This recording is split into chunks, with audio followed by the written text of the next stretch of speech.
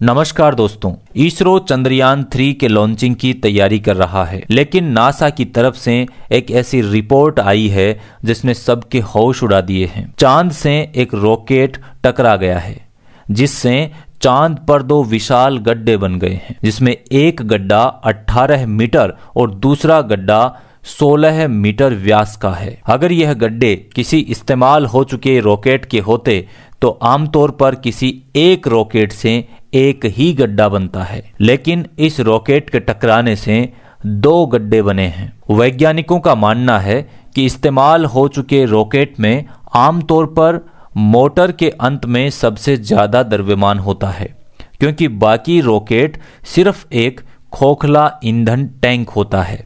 लेकिन double crater यानी कि दो गड्ढे बनना यह बताते हैं कि चंद्रमा से टकराने वाली वस्तु के दोनों सिरों पर बड़ा द्रव्यमान था। लेकिन यह रॉकेट चंद्रमा पर आया कहां से? यह बहुत बड़ा सवाल है। कहीं रॉकेट किसी एलियन सोसाइटी से तो नहीं आया? कहीं ऐसा तो नहीं कि स्पेस में बसे एलियन धरती की तरफ रॉकेट भेज रहे हैं? या कहीं ऐसा तो नहीं कि इसरो के चंद्रयान 3 मिशन से पहले जानबूझकर यह रॉकेट की टक्कर करवाई गई है? ऐसे कई सारे सवाल हैं जिसने वैज्ञानिकों की नींद उड़ा रखी है। आइए आपको चांद की सैर पर लेकर चलते हैं और इन रहस्यों की असली सच्चाई का पता लगाते हैं। लेकिन आगे बढ़ने से पहले चैनल को सब्सक्राइब करके बेल आइकन को जरूर हिट कर दीजिए। नासा चांद के रहस्यों को सुलझाने के लिए आर्टेमिस मिशन लॉन्च कर रहा है, जिसमें 4 एस्ट्रोनॉट्स चंद्रमा की धरती पर कदम रखेंगे।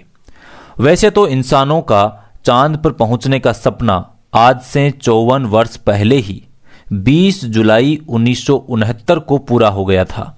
लेकिन क्या आप जानते हैं कि चंद्रमा पर 54 साल बाद भी मानवीय बस्ती क्यों नहीं बसाई जा सकी? अगर आपको लगता है कि यहां पर कॉलोनी बसाने में सदियों लग जाएंगी तो आप बेहद गलत हैं। अगर वहां पानी और ऑक्सीजन की व्यवस्था हो जाए तो हमारे पास वह टेक्नोलॉजी आ चुकी है, हमारे पास वह फ्यूल मौजूद है, हमारे पास वह एयरक्राफ्ट मौजूद है कि हम वहां जाकर अपनी कॉलोनी बना सकते हैं, वहां अपने बेसेस बना सकते हैं, एक पूरी सभ्यता को वहां फला फूला सकते हैं। सिर्फ पानी और ऑक्सीजन की कमी है। लेकिन आपको बता दें, इसरो जल्द इतिहास रचने वाला है। इसरो चंद्रयान 3 के लॉन्चिंग की तैयारी कर रहा है। शुक्रवार 14 जुलाई दोपहर 2:35 पर भारत का तीसरा Chandrayaan mission Chandrayaan 3 Satish Dhawan space centre से लॉन्च करेगा, जो वहां पानी की खोज करेगा। इस चंद्रयान में एक स्पेशल इक्विपमेंट लगा हुआ है जिसका नाम है चंद्र सरफेस थर्मोफिजिकल एक्सपेरिमेंट, जो चंद्रमा की मिट्टी की स्टडी करेगा, उसकी कंडक्टिविटी की स्टडी करेगा, उसके नेचर की स्टडी करेगा। याद रखिएगा, चंद्रमा की मिट्टी को कहते हैं लिगोरिथ। इसके अलावा एक इक्विपमेंट लगा है जो भूकंप के बारे में पता लगाएगा। चंद्रमा पर भूकंप भी महसूस किया जा सकता है या नहीं? अगर महसूस किया जाता है तो कितनी तीव्रता का है और उसकी एक्टिविटी कैसी होती है, उसकी स्टडी करेगा। अगर किसी को मून बेस बनाना है तो यह उसके लिए बहुत महत्वपूर्ण है। चंद्रयान 3 चांद पर खोजबीन के लिए भारतीय अंतरिक्ष अनुसंधान संगठन यानी कि इसरो द्वारा तैयार किया गया तीसरा चंद्र मिशन है। और अगर यह मिशन सक्सेसफुल हो गया तो भारत चांद पर सफलतापूर्वक लैंड करने वाला चौथा देश बन जाएगा और चांद के डार्क साइड में सॉफ्ट लैंडिंग करने वाला दुनिया का दूसरा देश बन जाएगा।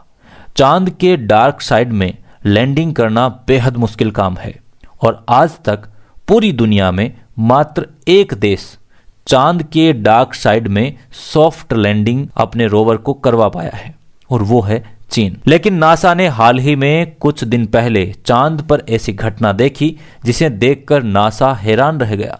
नासा को चांद पर बहुत ही मिस्टीरियस रॉकेट क्रैश के सबूत मिले हैं।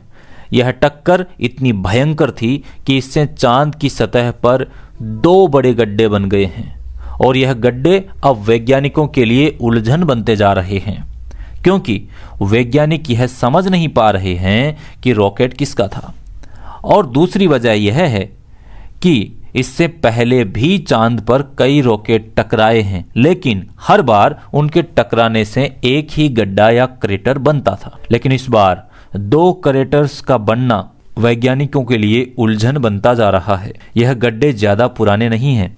वैज्ञानिकों के अनुसार जब रॉकेट का हिस्सा टूटकर चांद की तरफ आया तब उसकी स्पीड 9300 किलोमीटर प्रति घंटा थी। इस गड्ढे के बारे में ज्यादा जानकारी नहीं मिलने का कारण इसका ऐसी जगह पर मौजूद होना है जहां से पृथ्वी की दूरबीनों की नजर नहीं जा सकती। इसलिए इन गड्ढों की सही जानकारी मिलने में काफी टाइम और लग सकता है, क्योंकि इसके लिए इसकी सैटेलाइट इमेज को देखकर ही अंदाजा लगाया जा सकेगा। चांद का कोई वातावरण नहीं है, इसलिए जब कोई एस्ट्रॉयड इसकी तरफ आता है तो यह उसको रोक नहीं सकता। इसके अलावा पृथ्वी से भेजे गए रॉकेट भी चांद से टकराते रहते हैं। इसमें से कई रॉकेट तो वह होते हैं जिनको जानबूझकर चांद से टकराया जाता है ताकि टक्कर से होने वाली इफेक्ट की जांच हो सके। चांद पर मौसम हमेशा एक जैसा रहता है। यहाँ बारिश, सर्दी, गर्मी, तूफान इत्यादि नहीं आते हैं। इसीलिए इसकी सतह हमेशा एक जैसी रहती है। उसका कोई इरोजन यानी कि कटाव या क्षरण नहीं होता, जिसकी वजह से एक बार जो गड्ढे बन जाते हैं वह मिटते नहीं हैं। 54 साल पहले जो वैज्ञानिक गए थे उनके कदमों के निशान आज भी चांद पर मौजूद हैं। लेकिन यह रॉकेट किसका है इसके बारे में कोई भी अंदाजा आज तक नहीं लगाया जा सका है। पहले तो यह रॉकेट एलोन मस्क की कंपनी स्पेस एक्स का माना जा रहा था, लेकिन फिर चीन का रॉकेट माना गया, लेकिन चीन ने इसे मानने से साफ इनकार कर दिया। इसके बाद यह रहस्य और अधिक गहरा गया। यह रॉकेट आया तो आया कहां से? क्या यह भारत की मून मिशन से पहले जानबूझकर टकराया गया है? इस रहस्य के अलावा कई और रहस्य हैं जिसने वैज्ञानिकों के नाक में दम कर रखा है, और वह रहस्य चांद पर बनने वाले टीलों के रहस्य हैं।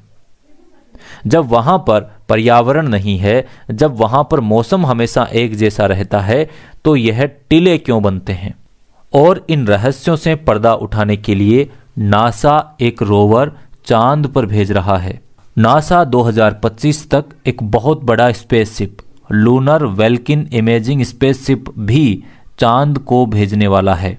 इससे वैज्ञानिकों को यह पता लग जाएगा कि इन टीलों का निर्माण हुआ तो कैसे। इसके अलावा नासा चांद के रहस्यों को सुलझाने के लिए आर्टेमिस मिशन लॉन्च कर रहा है, जिसमें 4 एस्ट्रोनॉट्स चंद्रमा की सतह पर कदम रखेंगे। यानी कि नासा चांद के रहस्यों के लिए एक के बाद एक कोशिशें करता नजर आ रहा है, लेकिन हर बार गुत्थी उलझती ही जा रही है। इस बार इस रॉकेट के मलबे ने इसे और अधिक उलझा दिया है, क्योंकि इससे एक बार फिर से चांद के ऊपर एलियन सभ्यता के मौजूद होने की बातों को बल मिल गया है। नासा ने 1969 में अपोलो 11 मिशन को मून की जमीन पर उतारा था। नील आर्मस्ट्रॉन्ग और एडविन बज एडर्निल चांद पर कदम रखने वाले पहले इंसान बन गए। इसके बाद वह अगले 2 घंटे तक मून वॉक के मजे लेते रहे और वहां से कुछ मिट्टी के नमूने लेकर वापस आ गए। नासा के अनुसार इन दोनों के कदमों के निशान आज भी मून पर मौजूद है, क्योंकि वहां कोई हवा और ना कोई ऑक्सीजन है।